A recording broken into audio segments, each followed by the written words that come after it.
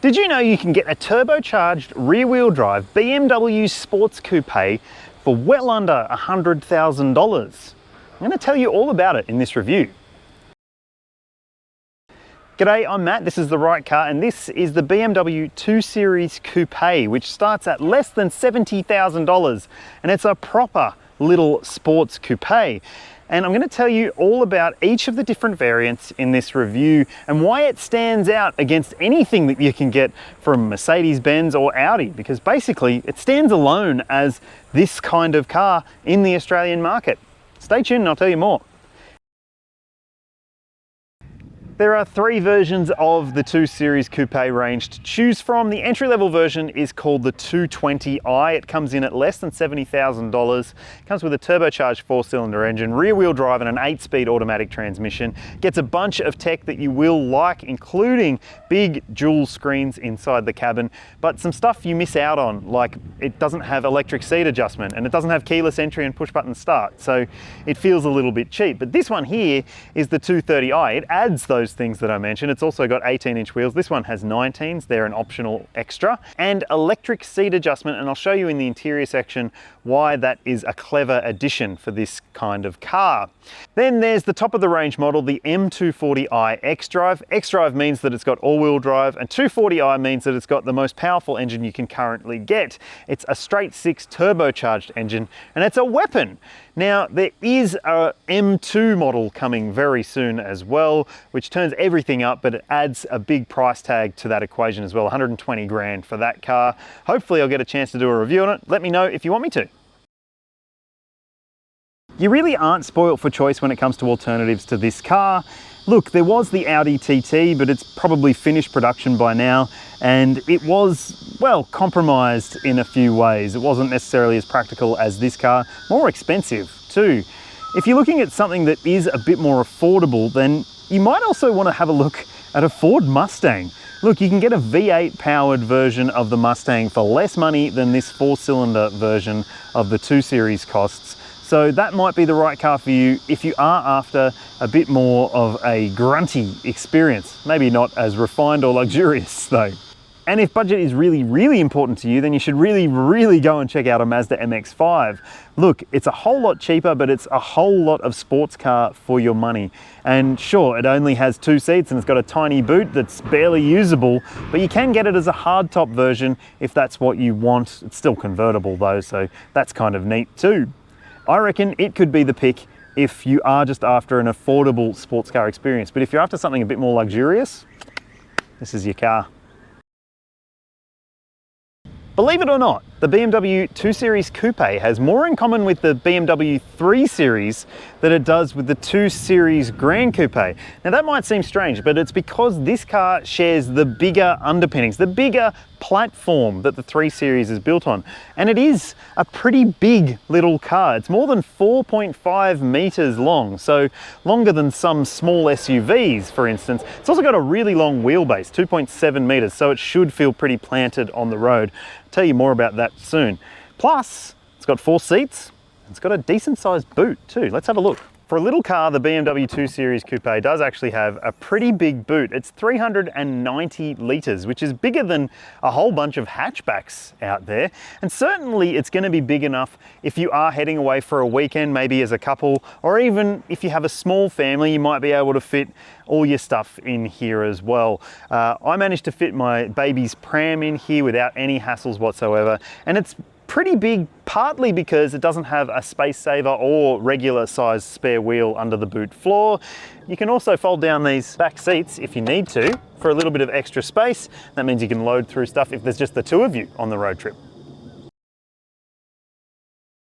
You do sit down low in the 2 Series Coupe, and if you have bad hips or a bad back, it might not be the right car for you. But if you are able to limber up and jump in here, you're going to find a pretty nice cabin. It isn't necessarily the most up-to-date feeling BMW interior experience. You can check out my BMW X1 review to see just how far the brand has come when it comes to interior design and layout. But this one is a bit more traditional and a bit more, well, if I'm honest, livable because of that. There are some really interesting finishes. It's a very simple control setup. I really like the fact that you've got a nice touchscreen media system, but still buttons down below and dials and buttons below that for media controls.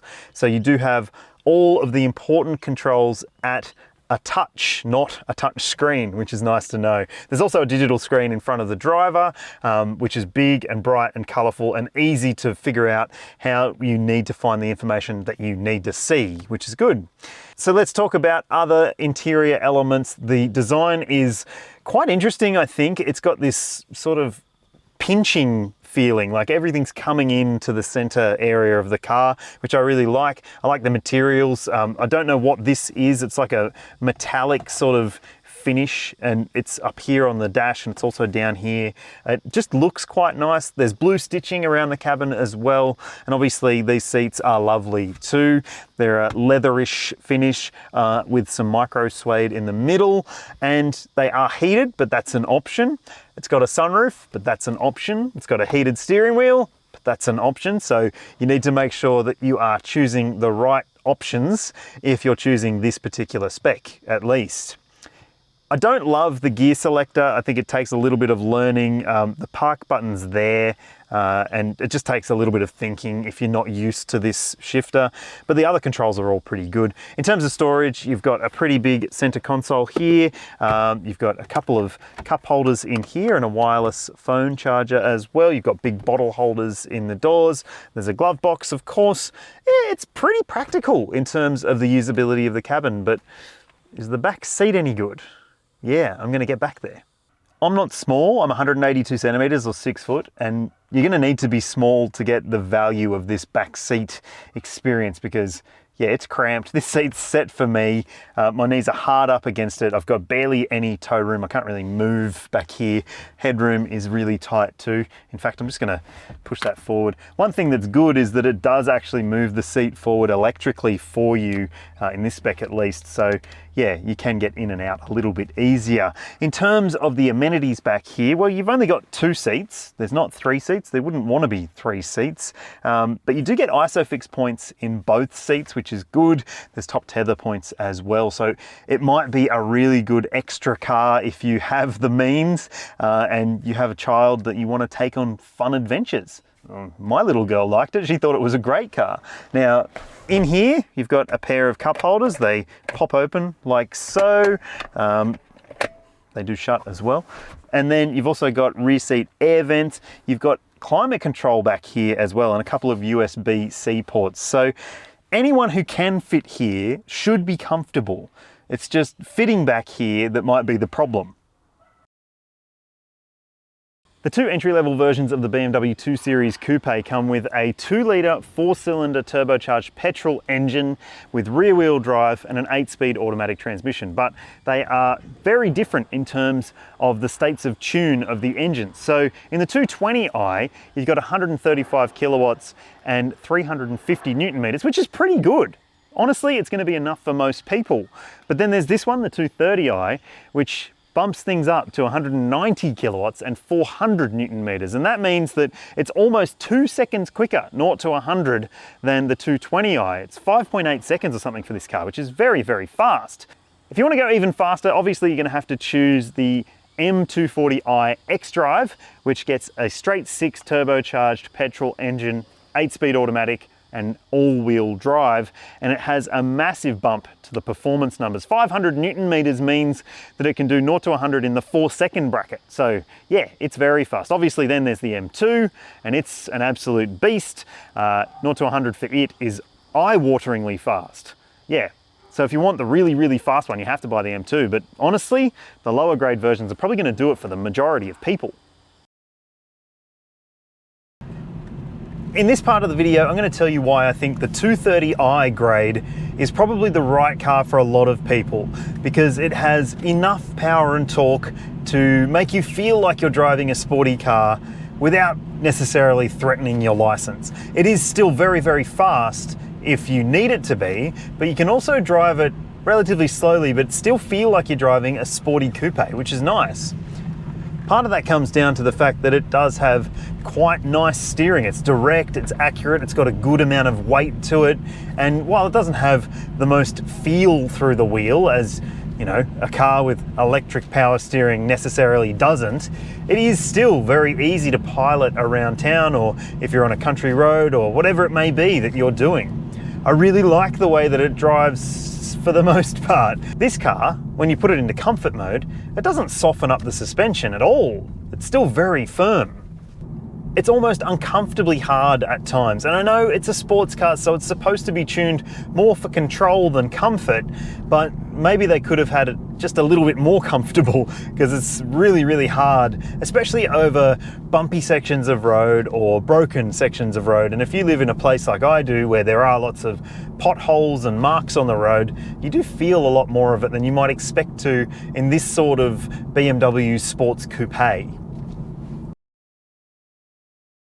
Let's talk efficiency for the 2 Series Coupe lineup. The 220i base model car has an official combined cycle figure of 6.3 litres per 100 kilometres, which is pretty good if you ask me. And what's even better is if you choose the 230i like I'm driving, the official number for it is just 0.1 of a litre more, despite having so much more power and torque than the entry-level version. So that's pretty good to know. But you should also know that if you buy the M240i, which has the bigger 6-cylinder engine, you get a bigger fuel consumption figure. It has an official number of 8 litres per 100 Ks, and I don't think you'd be seeing that unless you were just doing highway driving. If you're wondering what I've seen during my time in this 230i, well, you can see the figure on your screen now. That was across a mix of different driving scenarios, including urban driving like I'm doing right now, but also a fair bit of highway and open road driving too.